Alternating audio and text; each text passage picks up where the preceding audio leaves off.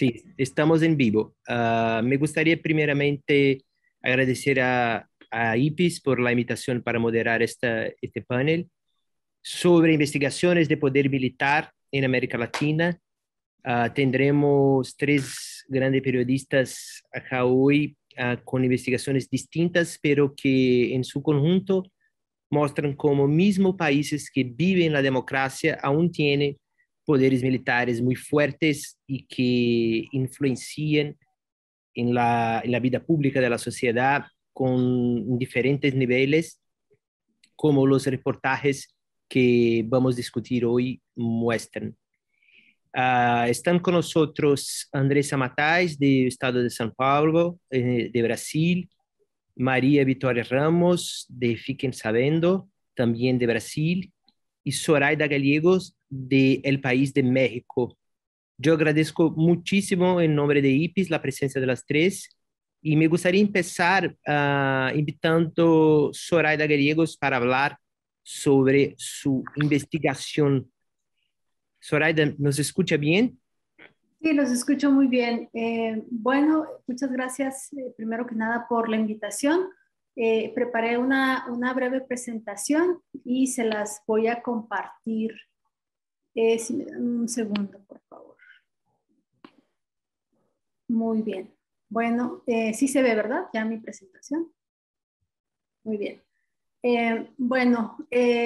Yo comienzo contándoles sobre estos reportajes. No es un reportaje en sí, sino más bien son una serie de publicaciones que hicimos en el diario El País sobre lo que pues denominamos como la intocable cúpula militar, porque son un grupo de generales que en la última década se han visto envueltos en diversos casos de corrupción o diversas otras violaciones, ya sea a derechos humanos, y que han quedado en la impunidad pues por todo este hermetismo y protección que hay en el ejército mexicano. Entonces, digamos que las revelaciones principales de este trabajo es que logramos acceder a los archivos, a las investigaciones que hace la Contraloría del Ejército, que es como el órgano auditor e investigador en la Defensa Nacional Mexicana, y encontramos que en un periodo de entre 2010 y mediados de 2021 se habían abierto 583 expedientes donde se había sancionado a diversos militares, y en estos había altos mandos involucrados, pero la mayoría de las sanciones, como pues ocurre acá en México y ya se ha venido documentando, siempre caen en la tropa, y la mayoría pues de los generales quedaron impunes. Solamente se sancionó a 9 de ellos. Además, las sanciones que se les imponen a estos militares pues son las más laxas posibles, porque consistían en un simple regaño verbal, una amonestación o una suspensión de un mes, y esto les permitía justo volver a sus puestos, a volver a los cuarteles, a los cargos que tenían sin mayores consecuencias, o simplemente pasar a situación de retiro con su jubilación sin enfrentar mayores consecuencias. Y bueno, estos casos que nosotros logramos documentar justo, pues había generales involucrados en desvío de recursos públicos, millonarios recursos públicos, donde incluso había uso de empresas fantasma, había casos de generales de abuso de poder, de diversa corrupción en contrataciones y negligencia administrativa, ejercicio indebido de funciones, había incluso tráfico de armas por parte de generales, violaciones a los derechos humanos, y encontramos incluso un general que hostigaba sexualmente a sus subordinadas. Una de las primeras publicaciones que hicimos se trató la de el general Reyes Vaca, que este general pues fungió durante varios años, sirvió durante varios años a las Fuerzas Armadas, y en una de sus encomiendas él estuvo apostado en el Estado de México, a cargo de un grupo de fuerzas especiales, de un gran comando, de batallón de fuerzas especiales, y eran justo los peores años que se vivían en México de la llamada guerra contra el narco, y muchos de los subordinados emprendieron una serie de quejas en contra de este general porque ellos se quejaban que hacía fiestas que se prolongaban hasta varias horas de la madrugada justo adentro del batallón, o sea, en el cuartel mismo. Y la Contraloría abrió una investigación donde incluso infiltró a uno de sus miembros para poder corroborar que realmente se realizaban todas estas fiestas, y justamente encontraron que incluso el general no solo realizaba fiestas pues, en horarios no apropiados y en instalaciones militares, sino que incluso había mandado construir toda un bar y un área acondicionada para estas fiestas. Y además, otra de las cosas que más indignaba a sus subordinados es que a estas fiestas acudían cantantes de narcocorridos. Son estos canciones, corridos que hay en México que exaltan a las figuras de los narcotraficantes. Entonces era muy paradójico que el general invitara a estos grupos como Gerardo Ortiz o Calibre 50, que exaltaban en sus canciones las hazañas de los narcotraficantes, mientras pues, los militares estaban justos envueltos en esa lucha contra el crimen organizado que vivía sus peores años en México. Además, también se encontró que en la investigación interna del ejército, que las bebidas y los alimentos los costeaba el general con cargo a los presupuestos de la Sedena, y que incluso para construir este bar utilizó a militares a su cargo, y que además también utilizaba a los soldados como meseros en sus fiestas. Entonces, esto digamos que había permanecido durante muchos años en la opacidad, sin que se supiera todo esto, y pues gracias a que logramos desclasificar algunos de estos expedientes de los militares es donde pudimos conocer todos los detalles. Y pese a todo esto que les cuento, pues el general simplemente fue amonestado. Otro caso que dimos a conocer en estos expedientes a los que logramos tener acceso vía ley de transparencia es el de otro general, que él era encargado de la Dirección de Registro Federal de Armas, son los que dan los permisos acá en México, la Sedena, el Ejército, hay un área específica que da permisos para que tú puedas portar armas, y digamos que este general también durante su cargo en este puesto hizo pues un uso indebido de las armas, tanto que había colecciones de armas que pues algunas personas donaban a la Sedena, y el general, en vez de resguardarlas en los almacenes de la Sedena, pues las llevaba a sus oficinas, y desde ahí él las comercializaba entre sus subordinados o entre personas, entre civiles externos a la Sedena. Incluso lo más escandaloso de este caso es que pues una gran colección de armas que llegaron a manos de este general y que él las tenía resguardadas en su oficina, las termina vendiendo a un coleccionista que estaba vinculado a un grupo del crimen organizado en México, y esas armas terminan en manos de criminales, en manos de narcotraficantes en México, y pues después, hace algunos años, como les comentaba, todo esto permaneció, digamos, oculto hasta que pudimos conocer estos expedientes y los detalles de todas estas anomalías que cometían estos generales. Otro caso también que documentamos es el del general Lozano Espinosa. Este es un general pues que digamos tenía como muy buena fama, por así decirlo. Era un general muy cercano al ex titular de la Defensa Nacional aquí en México, Salvador Cienfuegos, quien hace poco fue muy famoso porque lo detuvieron en Estados Unidos y luego México pidió que pues terminaron exonerándolo las autoridades. Pero este general era muy amigo de Cienfuegos, y él justo estaba a cargo de una de las direcciones más importantes del ejército mexicano, que es la Dirección de Industria Militar.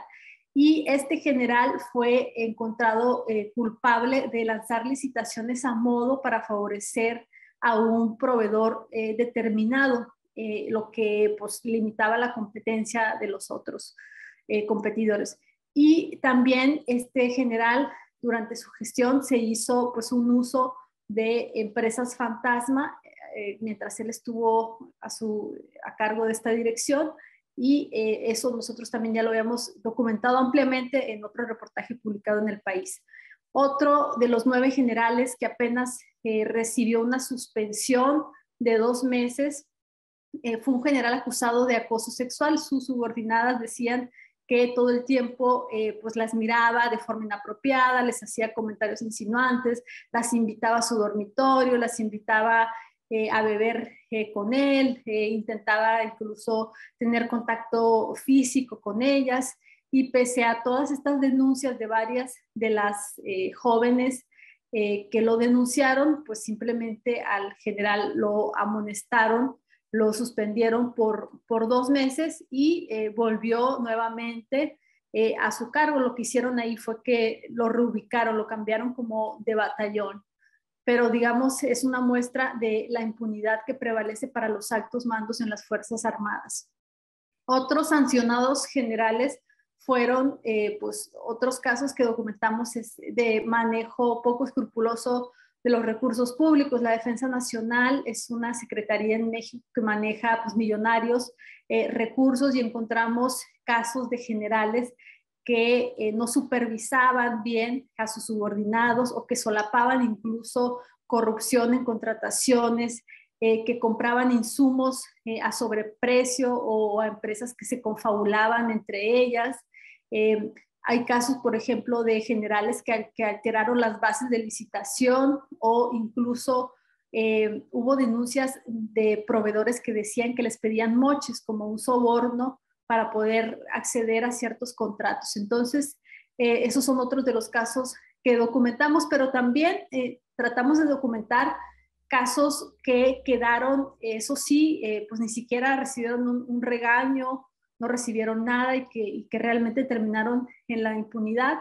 Y casos que logramos documentar, por ejemplo, estaba el de un general que usaba a los cabos de caballería a su mando para remodelar su casa, o un general que usaba los vehículos oficiales para labores propias, estaba, por ejemplo, otro caso de otro general que protegió a uno de sus subordinados que otorgaba contratos a una empresa de su hermano, o un comandante que permitió a un grupo de militares alterar los cheques que se debían depositar a una cuenta institucional para quedarse con una parte de los recursos. Y por último, el último caso que documentamos es el de otro general también muy polémico, un caso más conocido en México, que es Moisés García Ochoa. Él pues era un general que incluso se hablaba de que podía ser el secretario de la Defensa Nacional en 2012, cosa que finalmente no sucedió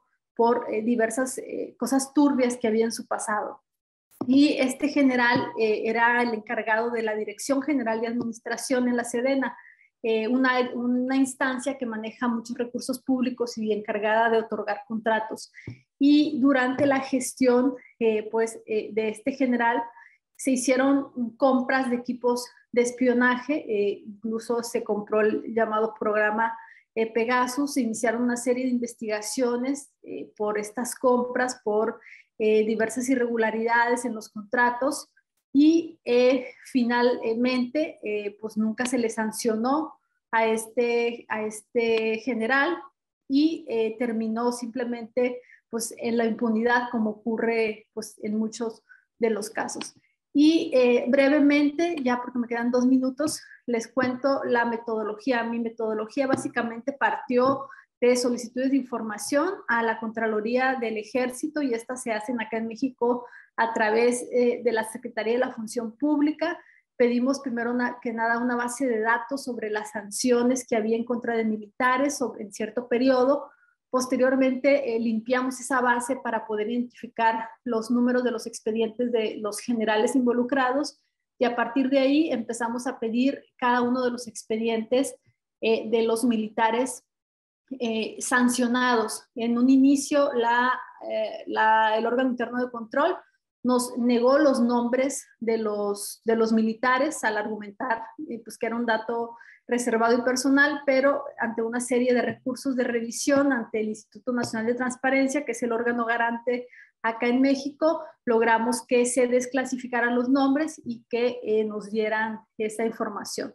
Posteriormente también la Sedena trató de bloquearnos y después de que nos había dado cierto determinado número de expedientes, ya no nos quiso seguir dando más expedientes de militares y obviamente también pusimos recursos de revisión y logramos que finalmente se desclasificaran todos estos expedientes, nos los pudieran entregar y esa información se complementó además con, a la par conseguimos información del Poder Judicial, porque estos casos no solamente estaban en la vía administrativa, sino algunos también estaban en la vía penal.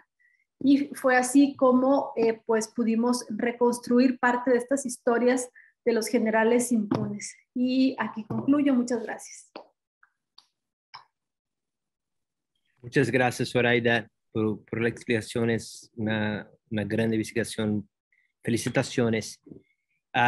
Yo paso ahora a María Victoria Ramos de Fiquen Sabendo para que empiece. Bienvenida, María Victoria, gracias. Gracias, Guilherme, y gracias a toda la organización del evento. Es un placer estar aquí con ustedes.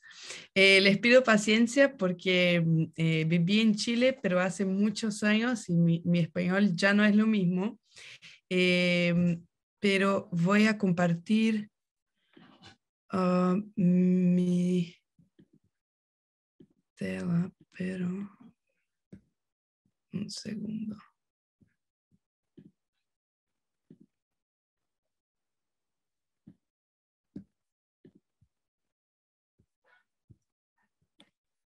Ahí.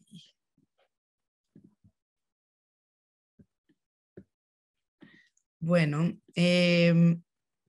yo soy, perdóname, ahí. Yo soy María Victoria, soy la cofundadora y directora de Fiquen Sabendo, que es una agencia de datos independiente y especializada en el acceso a información pública en Brasil. Y nuestra misión es crear un puente directo entre los ciudadanos, periodistas, pesquisadores, abogados y cualquier uno que necesite informaciones públicas con los datos e informaciones públicas sin tener que pasar por toda esta complejidad que se presenta hoy día. Y les voy a contar un caso sobre el desaprisionamiento de los datos de las pensiones del gobierno de Brasil. Lo que pasa es que por más de 100 años, más de 120 años, el gobierno tenía un cheque en blanco para pagar las pensiones de los parientes de los servidores públicos sin ninguna transparencia, y nosotros brasileños no sabíamos quién estaba recibiendo este dinero, por qué, por cuánto tiempo, y ni siquiera el montante total de estos gastos públicos. Entonces entramos con una denuncia en el órgano de control superior en Brasil, que es el Tribunal de Cuentas de la Unión, creo que se habla así. Y durante algunos años discutimos con el tribunal hasta que decidieron que nuestra propuesta estaba completamente adecuada y pidieron o como ordenaron al gobierno que publicasen los datos de pagamentos en 60 días. Y ahí, cuando publicaron los datos, y la denuncia era muy clara, que decía que eran todos los pagamentos del Poder Ejecutivo de Brasil. Y bueno, cuando lo publicaron, nosotros entendemos que era la totalidad de los pagos de pensión en Brasil.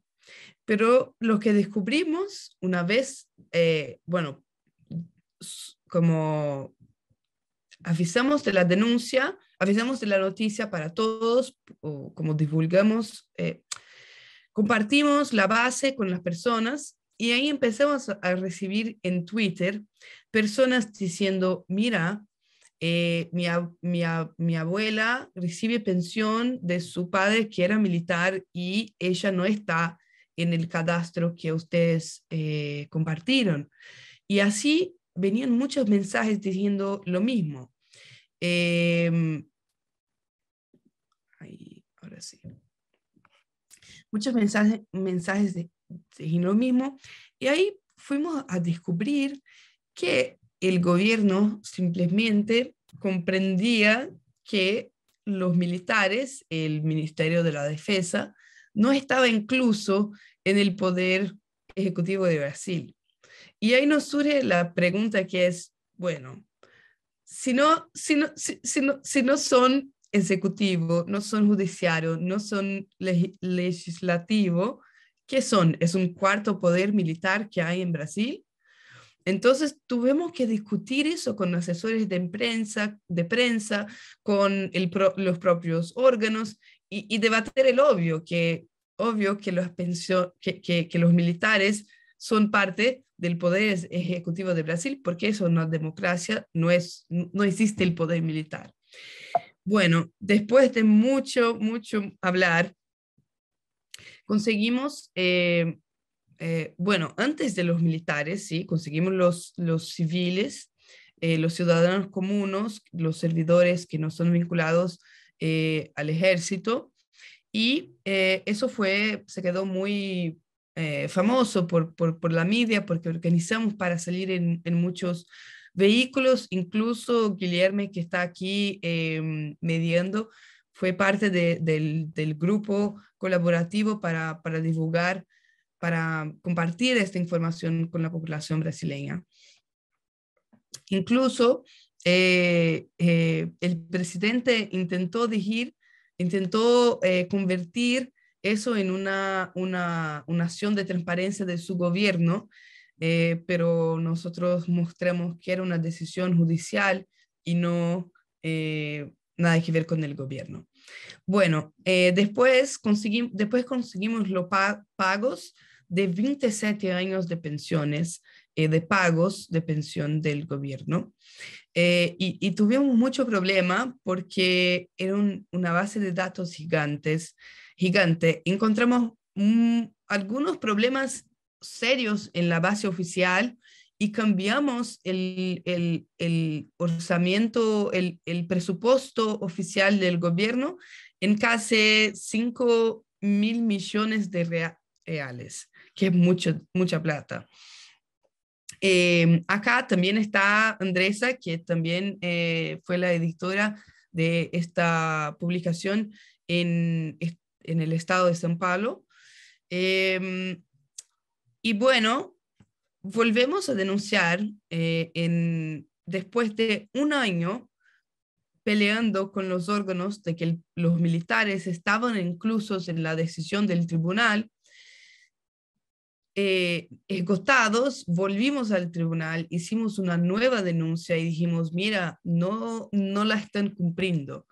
Entonces el tribunal nos ganamos de nuevo y dijeron que el Ministerio de la Defensa tenía 30 días para publicar los datos y volver al tribunal para mostrar que lo habían hecho.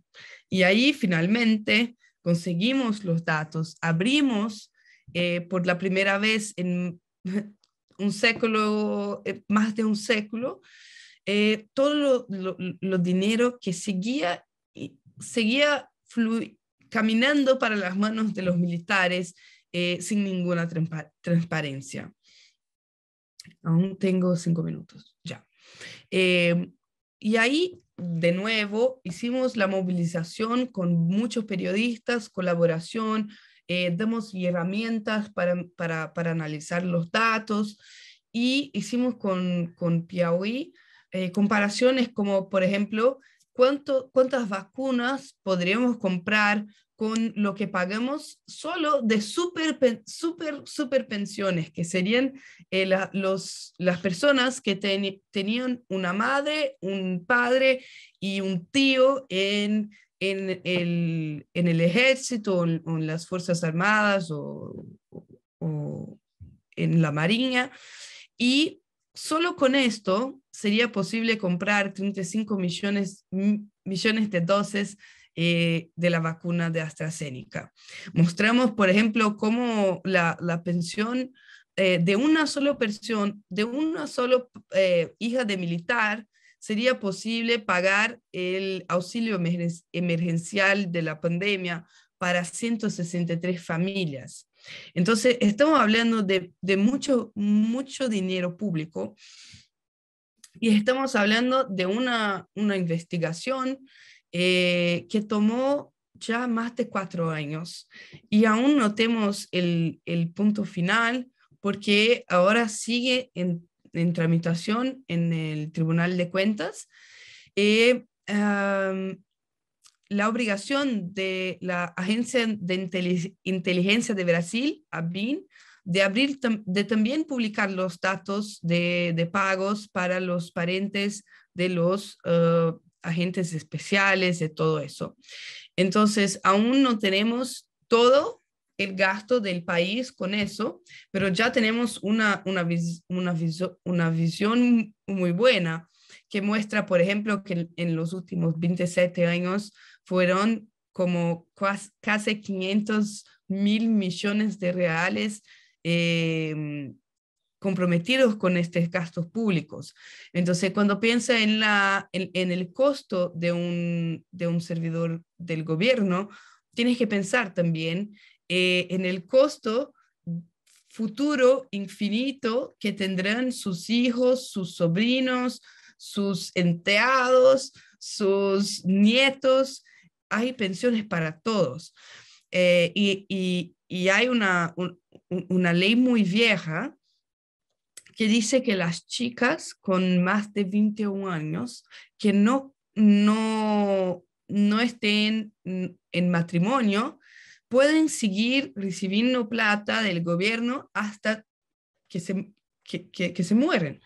Y en los casos de los civiles, si entran en un matrimonio, si pierden la plata. Entonces, muchas no hacen el matrimonio oficial para no perder la plata, pero en los casos de los militares no hay esta limitación.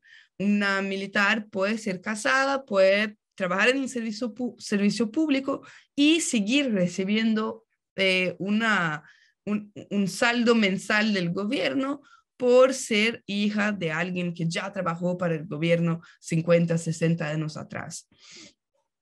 Entonces, lo que me encanta es que este es un ejemplo de cómo en nuestra organización puede hacer el proceso completo, porque hacemos centenas de pedidos de acceso a información por año, y con eso descubrimos dónde aún la transparencia no existe. Con eso hacemos denuncias, presionamos hasta la abertura de los datos, chequeamos los datos y lo arreglamos en las bases oficiales del gobierno y movimentamos el debate público creando grupos, fuerzas tareas, con periodistas de muchas organizaciones para publicar reportajes sobre los datos que hemos abrido. Para finalizar, me gustaría invitar a todos a se inscribir en nuestra newsletter, que es quincenal, y trae como tutoriales para encontrar informaciones públicas y cómo revertir entendimientos que no son de transparencia. Y bueno, esos son los fundadores de la organización, nuestro equipo. Y si tienen interés en hacer investigaciones similares, pueden contactarnos, que estamos disponibles para conversar, para hablar. Stop share. Ahí. Bueno, gracias. Gracias a ti, María Victoria. Yo paso ahora a Andressa Matais, la tercera periodista a compartir con nosotros cómo ha sido su investigación. ¿Y nos escucha bien, Andresa? Sim. Y bienvenida, por Obrigada, favor. Guilherme. Obrigada, Guilherme. Eu vou pedir licença para falar em português e peço desculpas já pelos ruídos. Eu estou no aeroporto. Essa vida de jornalista, né? Com essas imprevisibilidades aqui estou. Então não posso tirar a máscara, estou num lugar público e vou tentar resumir um pouco, falando devagar para que todos possam me compreender sobre a investigação que fizemos aqui no jornal Estado de São Paulo. Sem antes parabenizar as minhas colegas, muito orgulho de sermos 3 mulheres investindo, né, no jornalismo investigativo, fico muito orgulhosa disso. A investigação que nós fizemos foi num contexto de que o governo brasileiro hoje tem um militar na presidência da República. O presidente Jair Bolsonaro é oriundo, né, da carreira militar, e então, com a ascensão dele ao poder, os militares voltaram à política no Brasil. O Brasil viveu uma ditadura durante mais de 2 décadas, entrou numa democracia quando os militares se recolheram, e com a volta com a chegada do Jair Bolsonaro ao poder, os militares tomaram o poder e se esparramaram por todo o governo do presidente Bolsonaro. E a forma mais prática que eles conseguiram de ganhar o presidente foi concordando com todas as suas opiniões. E o presidente Jair Bolsonaro iniciou uma campanha no Brasil para que nós retrocedêssemos ao voto impresso. No Brasil, nós votamos pela urna eletrônica.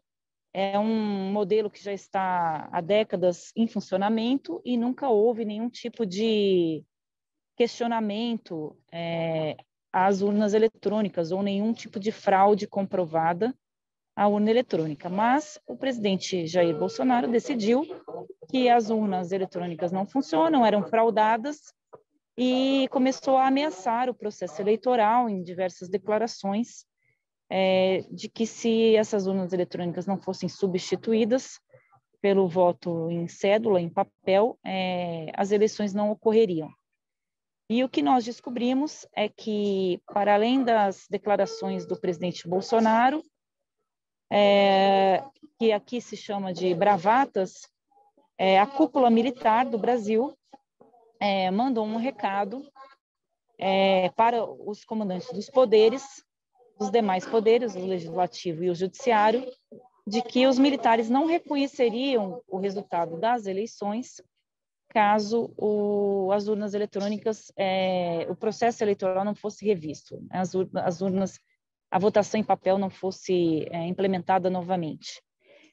E esse recado chegou por um interlocutor ao presidente da Câmara dos Deputados, que imediatamente pediu uma conversa com o presidente da República. Eu gostaria de chamar a atenção que essa reportagem ela é feita em todo no estilo clássico, porque é uma reportagem feita com base em fontes. Nós conversamos com muitas pessoas, embora essas informações estavam num núcleo bastante restrito, eram poucas pessoas que tiveram acesso, para que nós pudéssemos reconstituir essas histórias. Esse recado foi dado por toda a cúpula militar brasileira, e no Brasil a ameaça de golpe ela é crime prevista na Constituição. Então, a partir das revelações da reportagem, 4 investigações foram abertas no Supremo Tribunal Federal para apurar a conduta do comandante militar, o ministro Braga Neto, e esse tema foi perdendo fogo do voto impresso. O presidente Jair Bolsonaro tem vários pedidos de impeachment, e esse é um dos motivos também que o coloca aí com a possibilidade de perder o mandato, essas ameaças ao processo democrático. O Brasil vive momentos muito conturbados, e constantes ameaças, né, ao processo democrático referendadas por alas de militares no governo. Nós também revelamos que, por conta dessa reportagem, o presidente do Tribunal Superior Eleitoral procurou o vice-presidente da República, que é um general, mas que não tem boas relações com o presidente da República, eles são rompidos, para perguntar se de fato existia a possibilidade de um golpe militar no Brasil. Esse encontro foi secreto, nós revelamos esse encontro, eles confirmaram, e ali o presidente do Tribunal Superior Eleitoral recebeu a resposta de que não, que os militares não encarariam um golpe no Brasil. O fato é que o presidente da Câmara, que foi quem recebeu o recado, ele não negou a reportagem. Em nota, ele disse que o voto no Brasil seria popular, secreto e soberano, o deputado Arthur Lira, e o ministro da Defesa respondeu que não fala por meio de interlocutores, que ele daria esse recado ele mesmo, e defendeu, para espanto de todos, a mudança do processo de votação no Brasil, numa interferência indevida dos militares no processo eleitoral brasileiro.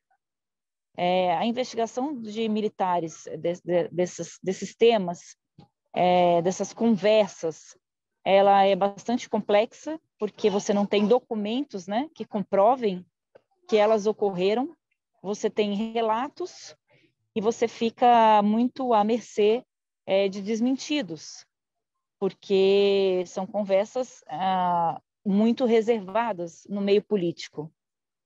Mas o jornal Estado de São Paulo tinha como comprovar essa apuração. Nós não usamos as comprovações porque elas não foram necessárias. E nós... Um minutinho. E o nosso diretor de redação na época foi ao Twitter para confirmar a reportagem que nós publicamos. Então, foram matérias que geraram processos, tanto no Supremo quanto no Congresso Nacional, e hoje esses processos ainda caminham para a investigação dessas declarações do ministro da Defesa, o general Braga Neto. É isso, agradeço a todos. Infelizmente, eu não vou conseguir ficar para o tempo das perguntas, mas vou ficar mais um pouquinho, Guilherme, enquanto o meu voo não é chamado, ok?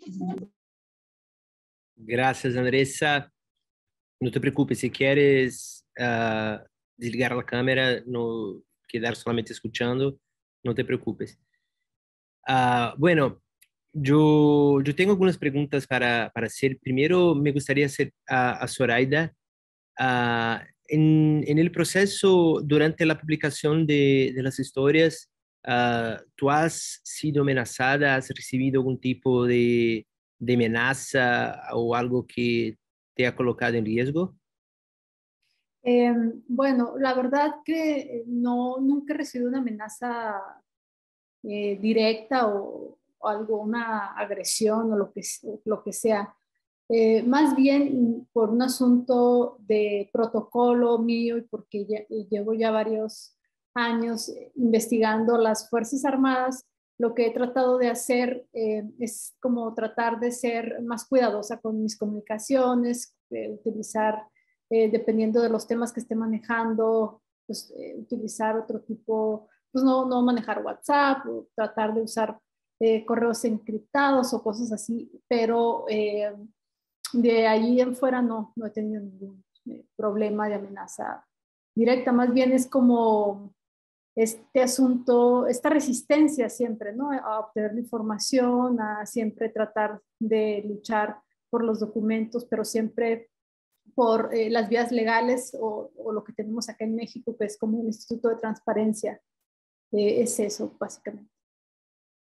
Normalmente en México, Zoraida, ¿cómo es la transparencia de los temas militares? Ellos, por ejemplo, en pedidos de acceso a la información pública, ellos contestan bien, o son tan sigilosos como los otros órganos, ¿O son más o menos? ¿Cómo es eso en el día a día?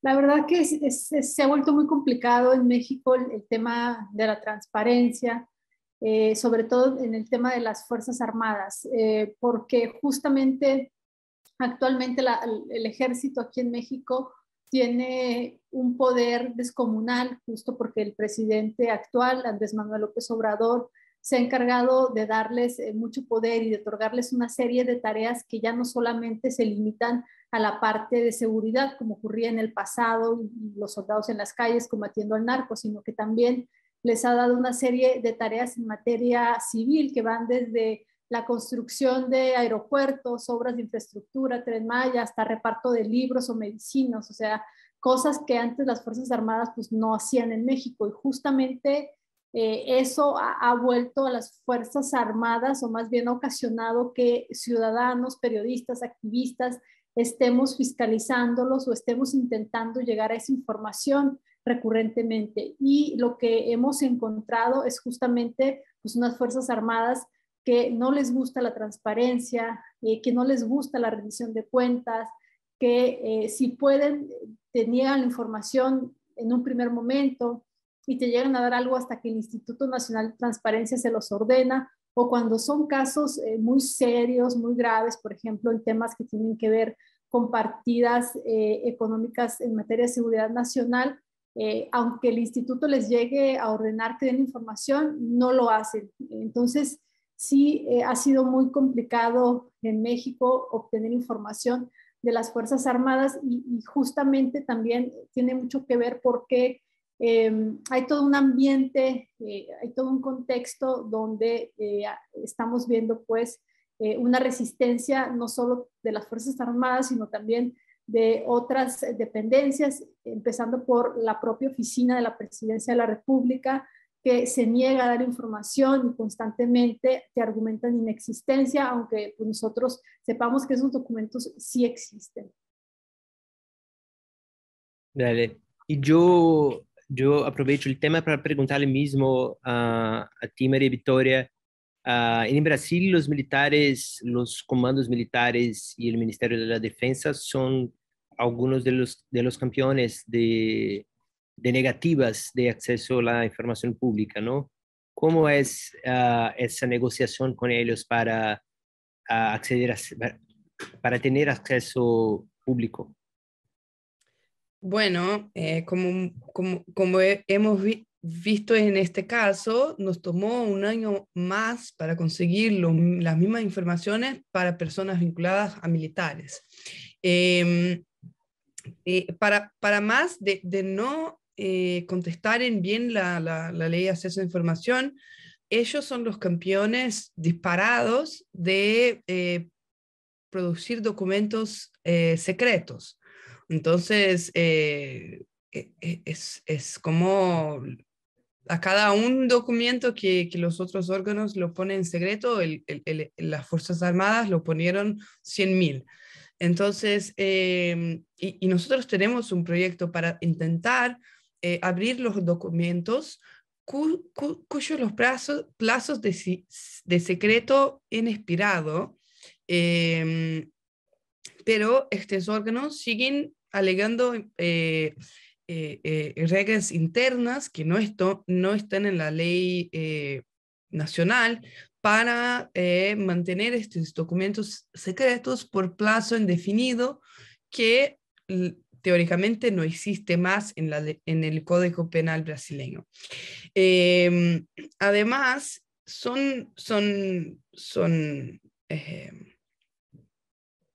¿cómo se dice? Fue necesario entrar en la justicia. Entonces, hoy día nuestra organización está formalmente en la justicia contra la Agencia Brasileña de Inteligencia para abrir los documentos cuyo plazo de sigilo ya estén expirados. Entonces, nosotros fuimos muy ambiciosos y buscamos cuál era el órgano que tendría más argumentos para mantener las cosas en secreto, y la estrategia es que con eso podríamos obligar a todos los otros órganos a entregar las informaciones solicitadas. Pero sí, es una constante negociación y es muy difícil porque aún los militares no tienen la cultura de que tienen que prestar cuentas a la población. No, no, muchos servidores públicos no ven eso.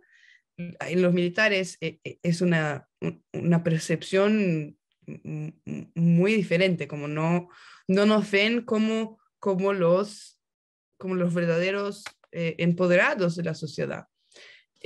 Por eso es muy difícil.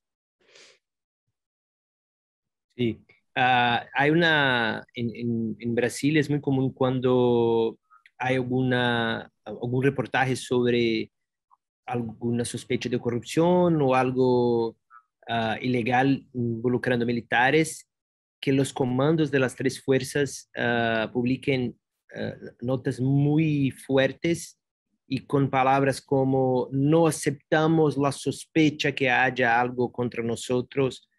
Me gustaría escuchar de Zoraida y de María Victoria cómo ven ese tipo de reacción.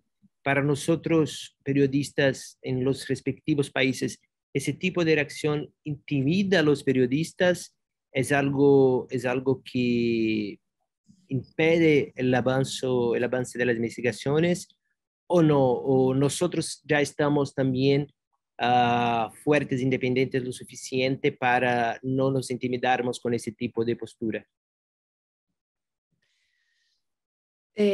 No sé cómo es en México. Yo, para ser muy sincera, no tengo miedo, pero sí en algunos momentos te queda más eh, preocupada que pueda haber algún tipo de represalia o algo así. Eh, Hace un par de meses vimos una publicación que trataba que un general del ejército había dicho en un evento con muchos militares que estaba muy triste y, y, ¿cómo se dice? Como descontento con ciertos periodistas que estaban tratando las pensiones y hablando de los pagos de pensiones. Entonces, eso a veces nos deja un poco preocupados porque como sí lo saben que fuimos nosotros y no están muy contentos, pero el trabajo del periodista no es mantener nadie contento y sí traer la información. Entonces, a mí no me preocupa mucho. Pues Y en México, Zoraida. yo, o sea, creo que, los militares, bueno, en mi caso, pues sí, es un tema que sí llega a intimidar, ¿no? Porque al final de cuentas es un poder pues muy fuerte, como les comentaba acá en México ahorita, actualmente, pues están gobernando casi de la mano del presidente o están, sí, o sea, junto con él en todas sus tomas de decisiones. Entonces, en lo particular, cuando yo inicié con el tema del ejército, a investigarlos, que mis primeros trabajos tenían mucho que ver con la forma en que ellos pues ejercían los recursos públicos, irregularidades en contrataciones, empresas fantasma, fueron las primeras publicaciones.